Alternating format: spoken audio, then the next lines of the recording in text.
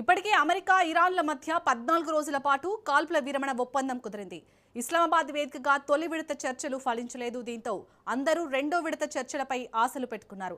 April 22 లోపు శాంతి నెలకొంటుందని Trump ఆశాభావం వ్యక్తం చేశారు. అయితే Israel Lebanon cease fire credit తనకే దక్కుతుందన్నారు అమెరికా ప్రెసిడెంట్. తన వల్లే యుద్ధం ఆగిపోయిందన్నారు. ఇప్పటివరకు తాను 10 యుద్ధాలను ఆపినట్లు చెప్పుకొచ్చారు.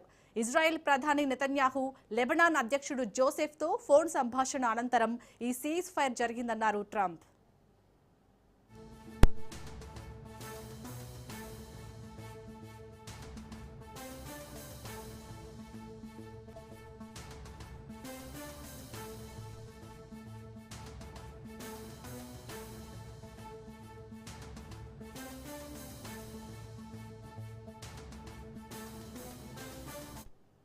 ఇక ఇరాన్తో 2 నెలలే యుద్ధం చేశామని చెప్పుకొచ్చారు డొనాల్డ్. అమెరికా చేసిన ఇతర యుద్ధాలు 18 ఏళ్లు 4 ఏళ్లు కొనసాగాయని ఆయన గుర్తు చేశారు. త్వరలోనే టెహ్రాన్లో కీలక పరిణామాలు చోటు చేసుకుంటాయని ట్రంప్ ధీమా వ్యక్తం చేశారు. రెండో విడత చర్చల్లో పురోగతి సాధిస్తే కాల్పుల విరమణను పొడిగించాల్సిన అవసరం ఉండదన్నారు. ఇరాన్ అణ్వాయుధాలు కలిగి ఉండకూడదని ట్రంప్ మరోసారి తేల్చి చెప్పారు.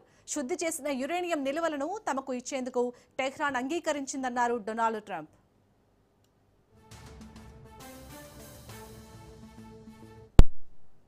ఇక లెబనాన్ శాంతి వీచికతో కొత్త సమీకరణాలు తెరపైకి వస్తున్నాయి. కొద్ది రోజులుగా ఇరాన్కు మద్దతుగా లెబనాన్లోని హిజ్బుల్లా గ్రూప్ యుద్ధంలోకి దిగింది. అప్పటి నుంచి ఇజ్రాయెల్ లెబనాన్ మధ్య భీకర దాడులు జరిగాయి. ఇరు దేశాల్లో వందలాది మంది మరణించారు. సరిహద్దు ప్రాంతాల్లో వేలాది మంది నిరాశ్రయులయ్యారు. తాము లెబనాన్తో కాకుండా ఇరాన్ మద్దతుదారులైన హిజ్బుల్లా ఉగ్రవాదులతో పోరాడుతున్నట్టుగా ఇజ్రాయెల్ చెబుతుంది. హిజ్బుల్లా గ్రూప్ అధికారికంగా ఒప్పందంలో భాగం కాదని వాదిస్తోంది.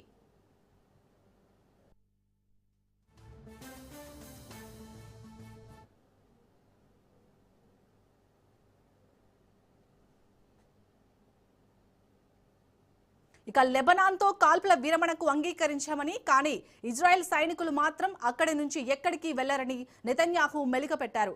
లెబనాన్లోని 10 కిలోమీటర్ల వరకు సెక్యూరిటీ జోన్ విస్తరిస్తుందన్నారు. అయితే తమ భూభాగంపై ఇజ్రాయెల్ ఆక్రమణను ప్రతిఘటించే హక్కు లెబనాన్ ప్రజలకు ఉందని హిజ్బుల్లా స్పష్టం చేసింది. దీంతో ఏ క్షణంలో ఏం జరుగుతుందో చెప్పలేమంటున్నారు విశ్లేషకులు. రైట్గా ఇదే అంశంపై డిస్కస్ చేద్దాం. ప్రజెంట్ మనకు జూమ్ లైవ్ లో సిద్ధంగా ఉన్నారు విశ్లేషకులు ప్రొఫెసర్ మురళీ మనోహర్ గారు. నమస్తే అండి మనోహర్ గారు. నమస్తే.